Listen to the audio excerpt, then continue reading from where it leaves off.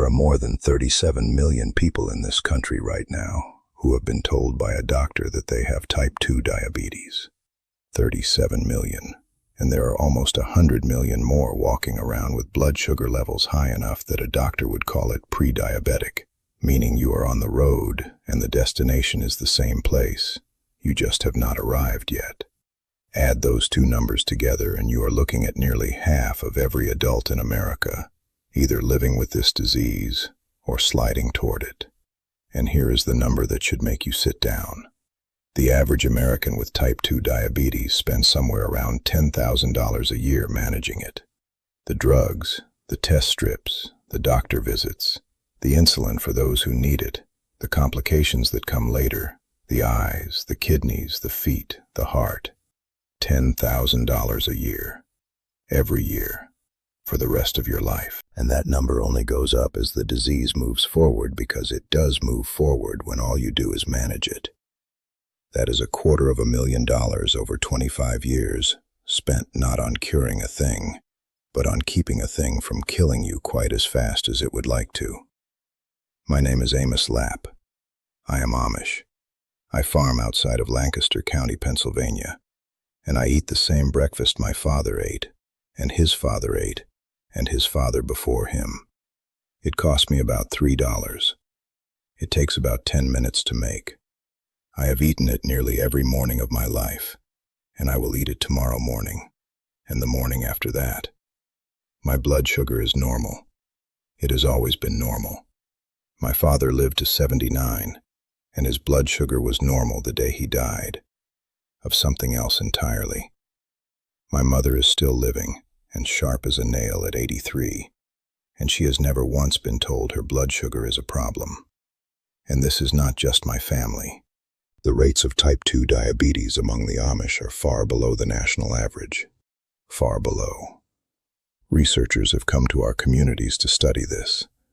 They have measured our blood and our meals and our days, and they have scratched their heads trying to figure out what we are doing differently. And I will tell you plainly what we are doing differently, because it is not a secret, and it is not complicated. We eat real food. We eat it simply. We eat it the same way every day. And the meal we start the morning with is the foundation that the whole day stands on. Today I'm going to show you exactly what that meal is. Every ingredient plainly named so you can make it in your own kitchen tomorrow morning.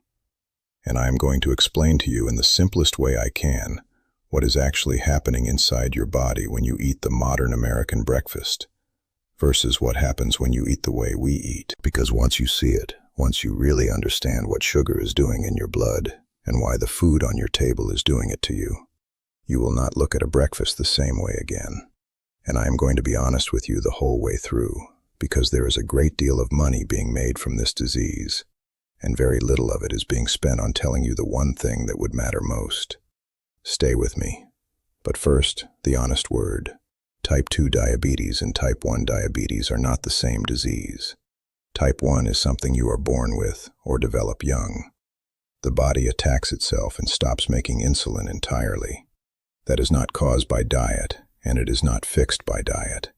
Everything I am going to tell you today is about type 2, the one that develops over time, the one that is driven overwhelmingly by what you eat and how you live.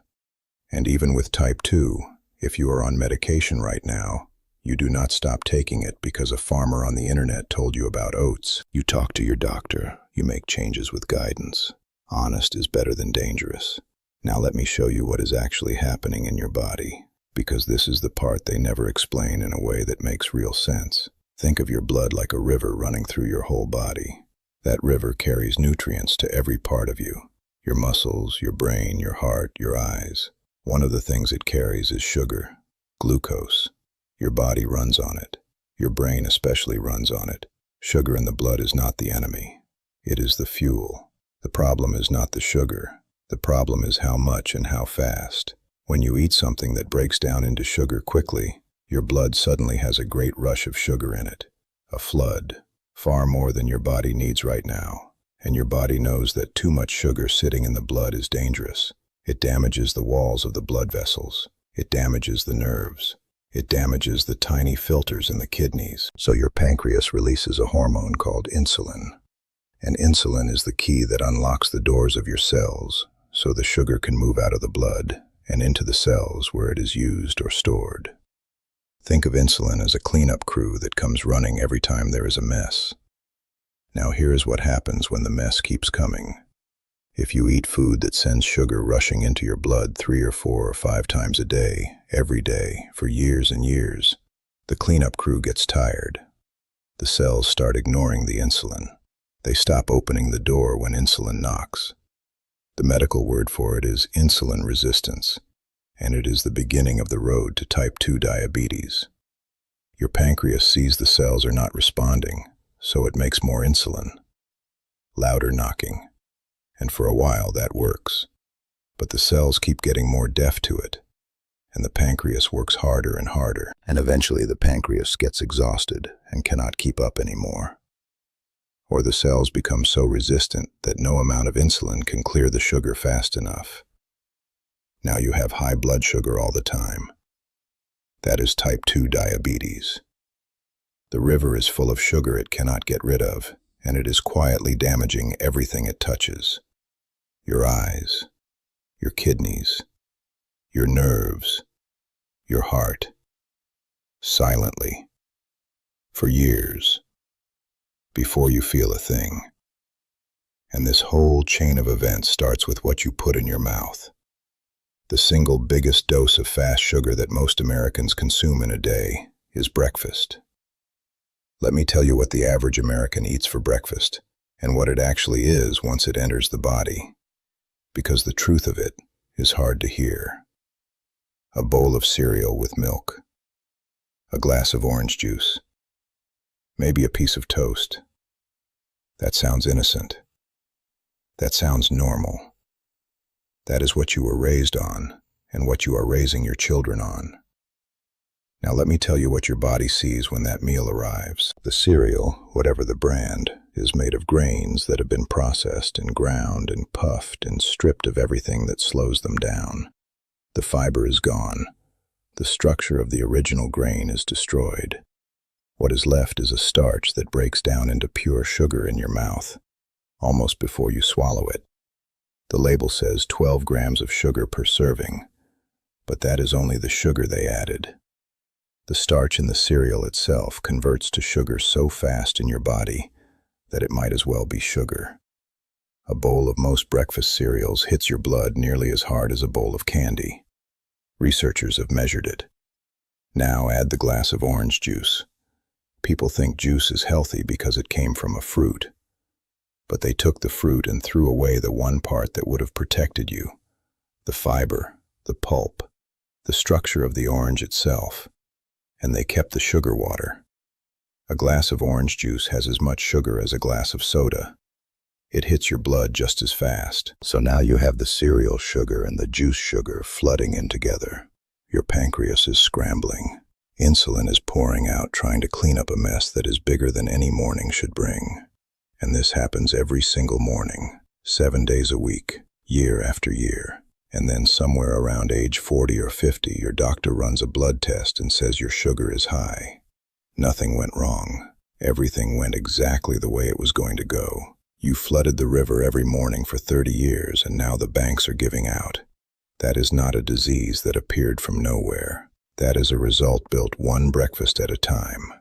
Now let me tell you what I eat, what my family eats, what we have eaten every morning for as far back as anyone can remember. A bowl of whole oats, not the instant kind that comes in a little paper packet with sugar and flavoring already mixed in. That is the same trick as the cereal, processed down to nothing and sweetened so you will buy it again. I mean the plain whole oats.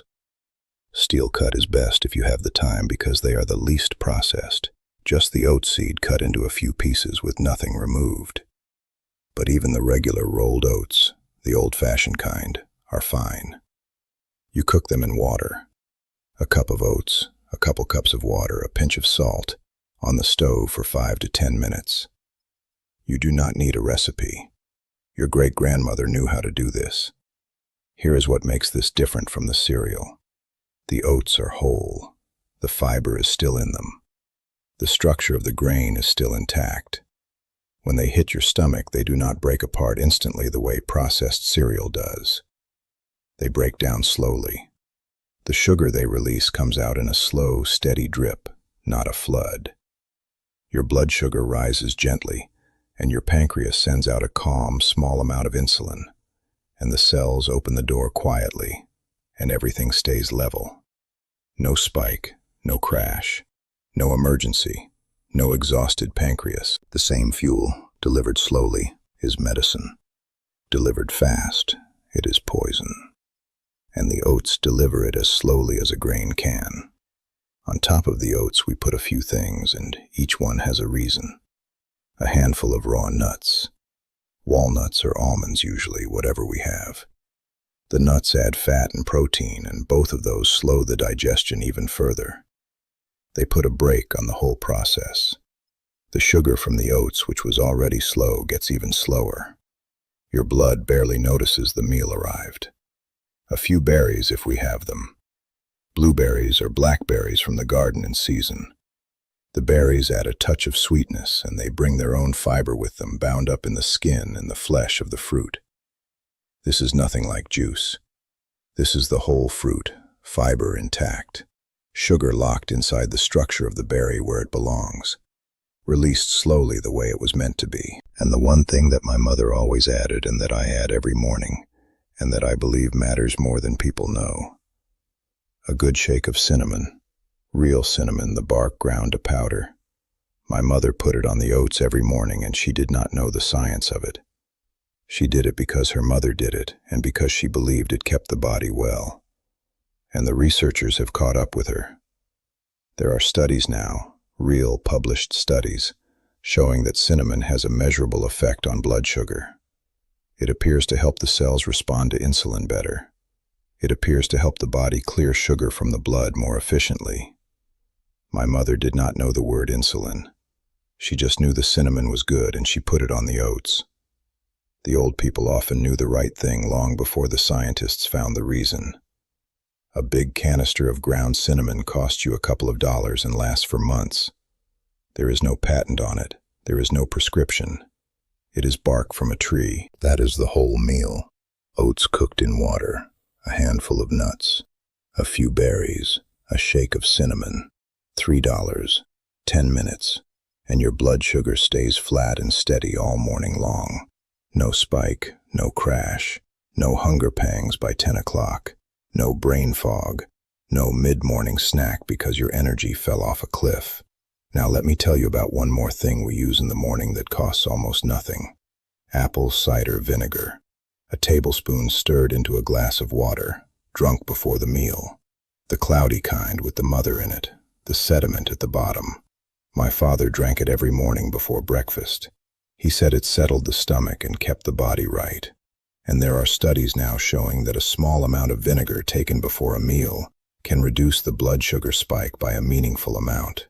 It slows the speed at which the stomach empties its contents, so the sugar from whatever you eat gets released even more slowly.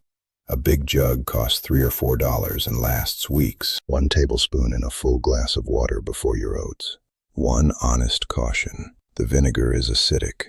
Do not drink it straight. Always dilute it in a full glass of water. Drink it through a straw if you can, and rinse your mouth with plain water after to protect your teeth. And if you have stomach troubles already, ask your doctor first, because acid on an already angry stomach is not a kindness. Honest is better than careless. Now I want you to understand something about why you were never told any of this. Think about who makes money when you eat cereal for breakfast. The cereal company sells you a box of processed grain with sugar and dye for $5 that lasts a week. $250 a year just on cereal. They have spent billions over decades advertising that cereal is a healthy breakfast. They put vitamins on the label. They put a heart symbol on the box. They put cartoon characters on it so your children beg for it at the store. And the juice company does the same. They have built an entire image of what a healthy morning looks like. And that image is the very combination that spikes your blood sugar hardest. Now think about who makes money when you get sick from a lifetime of those breakfasts. Diabetes is a $300 billion a year industry in this country. The drugs, the testing, the specialists, the insulin. A cured patient walks away. A managed patient comes back every month with a copay and a refill. Nobody is plotting your illness, but the machine does not need a plot. The food company sells the food. The drug company sells the drug. And nobody along the way ever sits you down and says, if you ate a bowl of plain oats with cinnamon every morning instead of that cereal and juice, most of this might never have happened.